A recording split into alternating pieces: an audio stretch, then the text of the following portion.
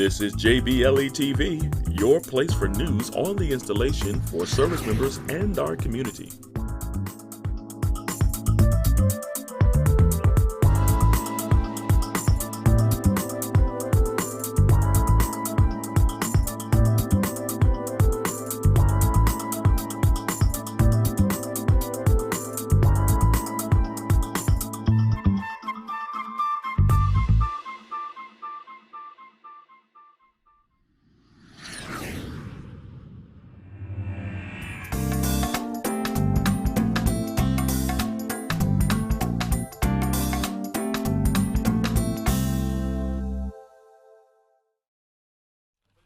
The 633rd Civil Engineer Squadron took a hike through the woods for Prime Base Engineer Emergency Force, or Prime Beef, training. The training included land navigation exercises. Give me the map.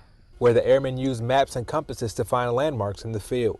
The civil engineers had a chance to complete the online portion of this training, but still wanted a more hands-on experience.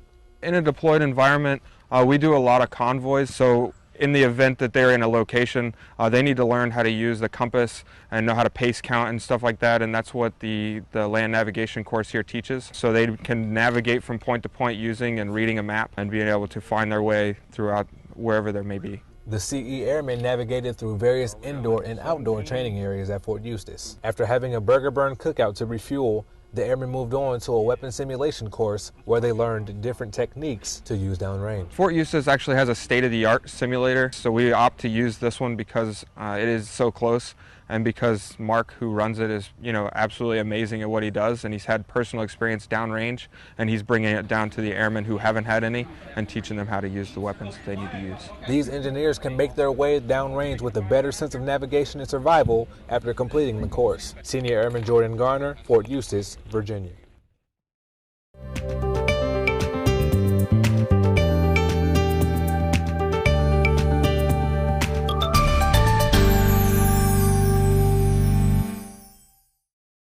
A C-17 recently returned to Langley Air Force Base from Kadena Air Base, Japan, which gave airmen and soldiers an opportunity for joint training. It's Joint Base Langley Eustis, and also reaching across those borders and trying to get more involvement, more practice together, more working together, so with these units, which is something I made a big priority for myself once I got here. New soldiers from the 622nd Movement Control Team from Fort Eustis were given the opportunity for training on unloading cargo from the C-17.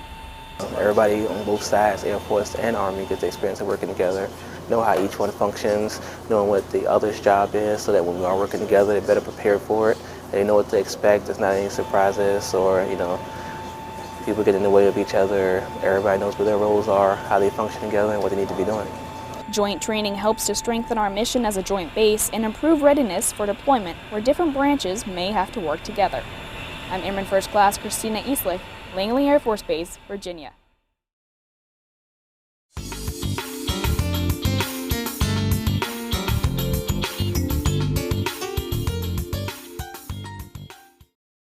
The way I started with this position at ALS is actually kind of a little funny. I recently emailed the chief that really pushed me to apply for this position, because initially I wasn't even going to apply for it.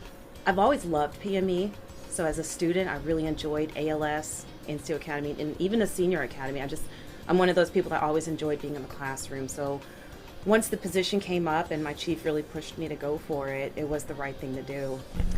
For the most part, I pretty much run day-to-day operations here at ALS. So on any given day, we'll come in, we'll have a short staff meeting, we'll kind of do an overview of the schedule, as well as deal with any student issues that may come up. As far as teaching goes, I do very little teaching.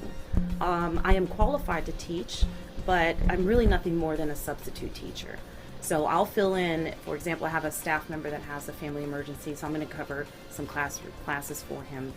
Other than that, I do a couple mandatory briefings, and then I spend most of the time in the office just doing administrative details. With 41 first sergeants, 3 wings, there's a lot of time that goes into that. I always say it's the most interesting job I've had, but it's also the hardest that I've ever worked. And it's a lot of fun though. Every day I learn something new, so it's never boring. People often don't realize how intense ALS is. This curriculum is designed to be stressful. It tests the students not just academically, but also it tests their time management skills, their stress management skills, and how they're able to cope, because as a future NCO, these are things that they have to be able to deal with. Because as most of us can probably relate to, once you go back to your work center, a lot of these airmen immediately get assigned at least one, up to as many as 4 airmen. And if they can't effectively manage their time, how are they going to track CDCs? And so day to day, we just try to deal with whatever issues come up to really help them make it through the course and to best prepare them for what they're going to face in the future.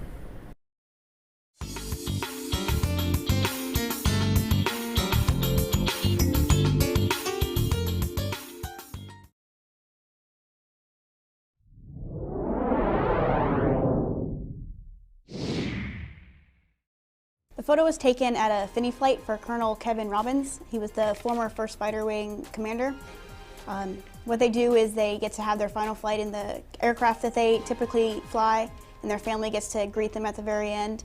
But my favorite part of the shoot was that it was pouring rain, and we were on the flight line for about 2 hours, and we were all soaked from head to toe. I had to drop my f-stop really low because it was dark, and it wouldn't matter because the flash wasn't doing too much anyway, so I dropped the shutter speed.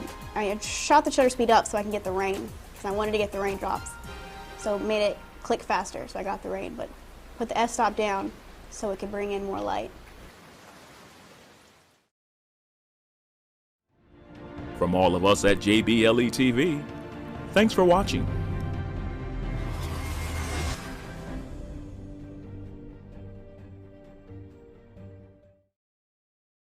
If you have a comment or story idea, send us an email at jbletv@gmail.com.